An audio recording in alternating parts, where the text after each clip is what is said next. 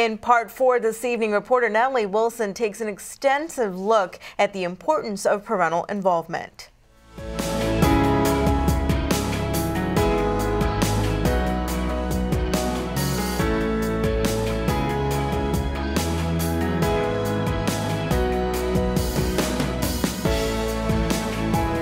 Thus far in our education series, Children Come First, we have profiled how some schools are making strides in the classroom. But our next piece shows us that much of the journey of raising a successful student starts at home. Here's a look at how parents are making education a priority. Joshua Lee is a graduate of Flowers High School and just completed his first year of college at North Carolina A&T with aspirations to become an engineer. Coming from the bottom and working my way up to the top, it's not just a one-day thing. It's not just a snap my fingers and everything's going to be okay. It's I got to do something to get some better results. But as much as his success is credited to his hard work, even more could be attributed to his mother. There's no failure. Failure is not a part of the equation. So you go to school, like I go to work, you go to school, you bring in that income as far as your grades are concerned. I go to work to bring in the income to put bread and butter on the table.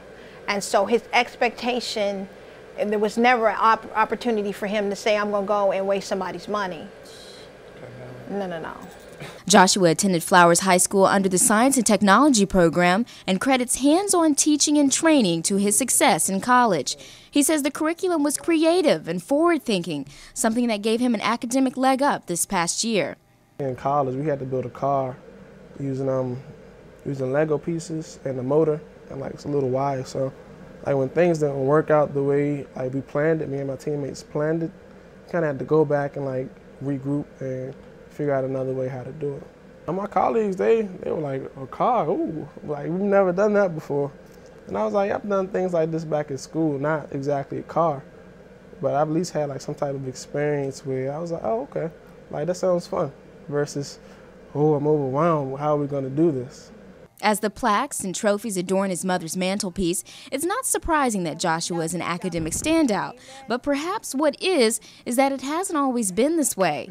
Josh's mother is also an educator who has taught in high schools and middle schools and is currently working on her doctorate in education. She said that in 5th grade, Josh was what many would call a class clown. One day she got a phone call from his teacher. Miss McGinnis called me during the day and said, Miss Scott, I cannot control your child. And I had what's called a rod of correction, about this long, about this wide. They had their names on it. Justin, and they separate ones, Justin, Joshua. I said, Miss McGinnis, give me 15 minutes, I'll see you. I went up because I used to keep them up in the front. They called a rod of correction. And the rod of correction is for the backside for a child, that's foolish. I kept them right here, it was a part of the furniture. That particular day, I picked up Joshua's, put it in my purse, went up to class. I said, Miss McGinnis, can I have some private time with my son, please? He was an average student, literally average, just C's, barely. I took him back in that room, pop, pop, pop, pop, pop, pop. Came back to class. I'm sorry, Miss McGinnis. Sorry, classroom. My son went from a C student to an A student overnight. Overnight. That was during a time where his grandmother passed. We had just really was getting into the divorce. So he was becoming a misfit. That's right. And Mama didn't mind getting misfit. Miss McGinnis didn't have a problem with putting me in the right corner. I wore his hips out.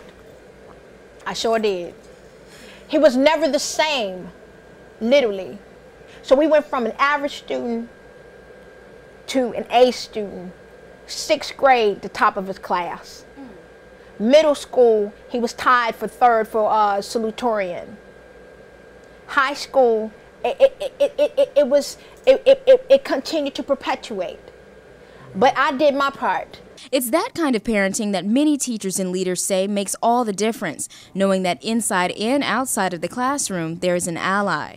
Some have suggested that in the world of education, the idea that it takes a village to raise a child boils down to a working relationship between parents, students, and teachers. At a PTA meeting in Largo, several parents admitted that overall there is a lack of initiative. It's sad, because I wonder where are the parents, where are the grandparents, where are the uncles, where are the mentors, where are the aunts, where are they? Teresa Saunders is the president of the Prince George's County PTA Council. She has some theories as to why parents aren't active within the schools, but is not accepting those reasons as an excuse. Parent involvement is a very critical aspect for the educational environment.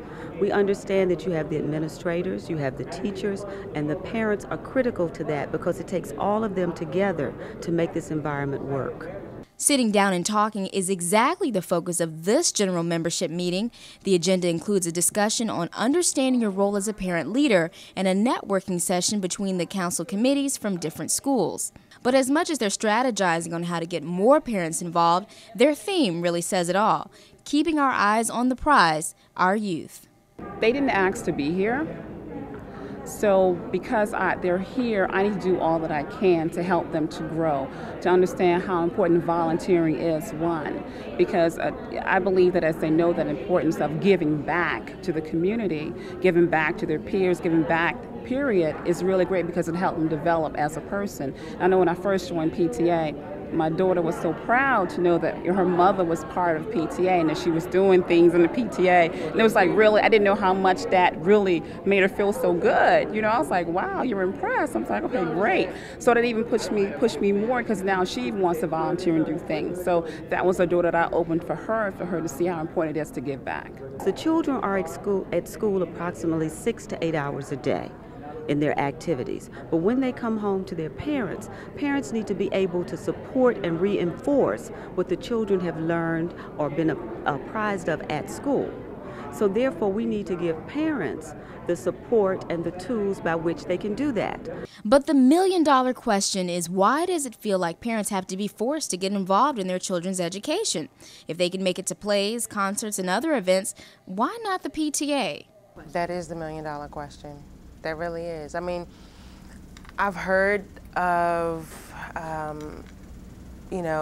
certain legislators trying to think of ways to get parents involved, possibly fining them. And I know I think it was on the table in Texas. I don't know if that has happened, but I'm all for it. I really am. I mean, I've been doing this for a couple years now, since Parent Liaison program was brought in by Dr. Dacey. And I've been doing it since then. And I don't know what to do to get parents involved. I really don't. I think only because we have not understood the full effect of It Takes a Village, and the effect of finger pointing does not make it work. When we first came into existence, immediately people wanted us to point fingers at where we thought the problem is, except there are enough problems to go around for everybody, okay? And still have some left over for another county.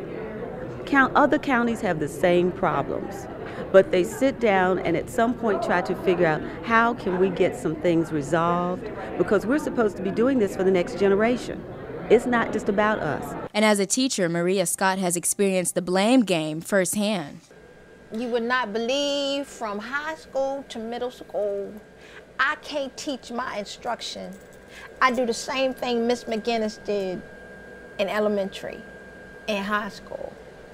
And I get cursed out. One time I had a parent, she was sick. I'm gonna send my son up there to get you.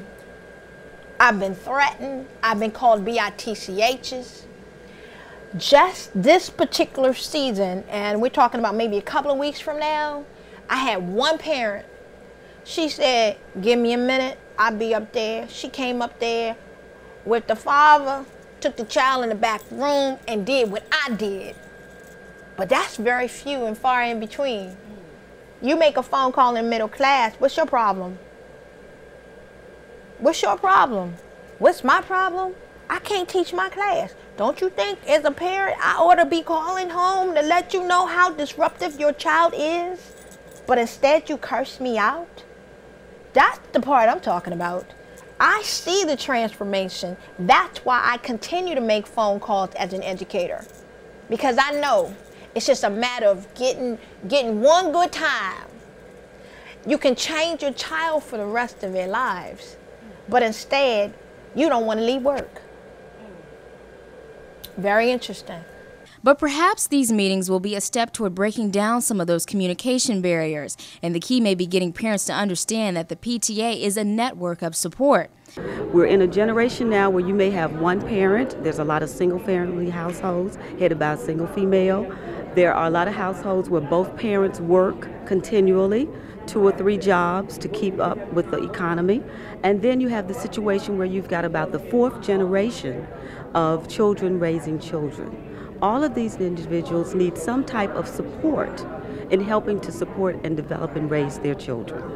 And that's what we try to give them the tools for. And we want people to understand they're not in the boat together. They're not the only parent that's a single female raising a household of kids. And that there are tools and there are networks, etc., that can help with this. We want the PTAs to be a networking resource where individuals don't have to reinvent the wheel for what they're trying to do. And with the growing changes to what the modern family looks like, there is also an effort to change traditional parenting roles. It seems like it's this understood role that PTA presidents are to be mothers. I don't agree with that. Marcel Bishop is president of his daughter's PTA, and he says not only is he committed to his obligations as a father, but also as a black man. African American men get such a bad rap as, not only as fathers, but just a lack of parental involvement. Not to say that I'm trying to break down doors or anything, but just do my part and make a difference. I have a child, who I have a true vested interest in. All my children have a vested interest in their education. This is my opportunity to really do something, that's, that could potentially make a difference not only with her, but with others, and to maybe just remove some of the stigma and some of the black mark that has been placed upon African American fathers. That we don't care about our kids. We don't want to be involved. We don't want to do this or we don't want to do that. So just to, to make a difference, and it's not about me. Bishop has been involved in the PTA for the past 3 years and says that seeing fathers in general, let alone black fathers, is a rare sight. He thinks that some of the reason has to do with a general misconception about how a man is supposed to relate to his children. We can invest all day in sports and athletics, which is fine. Again, I think sports to some degree is life because it's teaching our kids how to be effective in life. But we also have to put the equal resources, the equal amount of resources, and really have a commitment to doing what we said we were going to do, or what it said is going to be done. Men are so involved in the athletics, the sports, but we're sending the wrong message, where the mother is more involved in, let's get your homework done and things like that. And then when you take them out on the football field, it's all about them getting on the field. So a lot of people look at football or basketball, sports in general, as like their ticket. But that's not the ticket, because when the last ball is caught or the last shot is shot, what do you have to fall back on? Cherise Smith is a former parent liaison, now community outreach assistant at Robert Gray Elementary.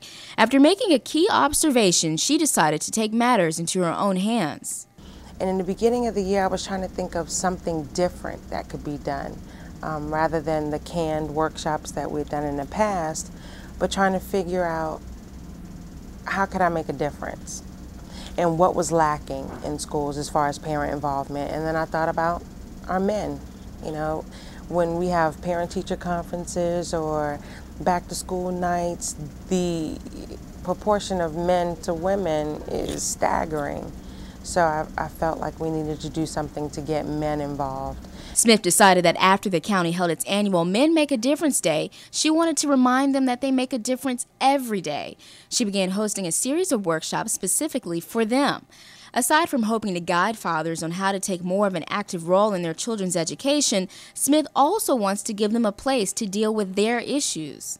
When I do the workshops, I try to have it very informal so that we can get a dialogue going.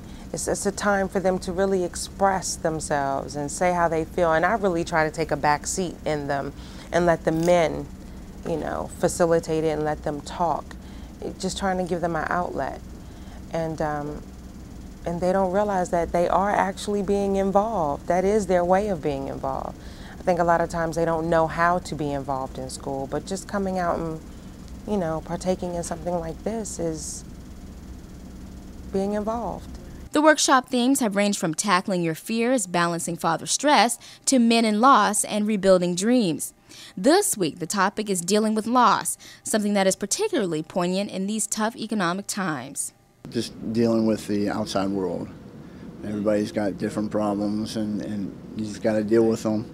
And a lot of times the kids are always left out. Elmer Nogales, a recent immigrant from the Philippines who built his career as a math teacher, has 4 kids in the school system, and for the first time in his life, he's unemployed. But for me, of course, it's really loss for me because I cannot work, and I'm not used to that. I used to having more than one work. He says that through the classes, he has learned different views on parenting, which is especially important since he cannot rely on the strong family ties he had with grandparents and in-laws in the Philippines. Even though his situation isn't ideal, it has turned out to be very rewarding. Honestly, when I was in the Philippines, I was not really that involved with my children's education particularly, or with my children's lives, because I had to go to work. Right now, I don't have work because I am a dependent. I have more time to spend with my children, so that really helped my children. Nogales says his presence has had the biggest impact on his daughter. In the Philippines, she struggled in school, but now she's on the honor roll. The influence of fathers isn't just evident in what's happening at home. During the Men Make a Difference breakfast, Smith asked fathers to sign up for a reading day. When our first father read, the kids were just like mesmerized. And he didn't read it any differently than, you know, the teachers would read, but I think it was just the fact that, wow, you know, this is a dad, a father reading, and they were mesmerized and they liked it. Smith hopes that by having the meetings, men will learn how to be more emotionally available in raising their children. It's just constant attention.